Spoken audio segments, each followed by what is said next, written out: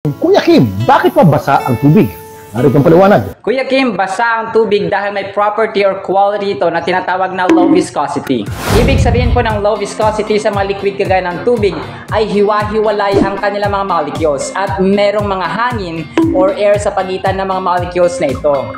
At dahil sa low viscosity nito mga kasambrers ay meron tayong nararamdamang mamasa-masa or wet feeling sa ating physical sense or sense of touch mga kasambreros. Whereas sa mga solid kagaya itong baso mga kasambreros ay meron silang high viscosity, opposite sa mga liquids na may low viscosity. Ibig sabihin po ng high viscosity ay dikit-dikit ang kanilang molecules, kung kaya we cannot sense any wet feeling at all.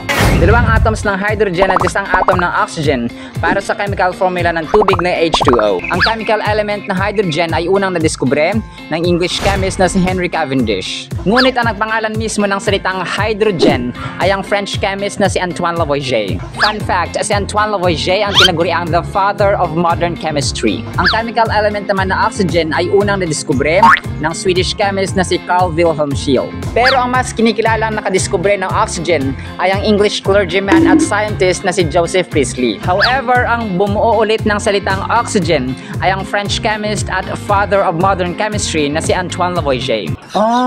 Hydrogen, Antoine Lavoisier. Lavoisier. Food for our soul, 1 Corinthians 2:10. But God has revealed them to us through His Spirit.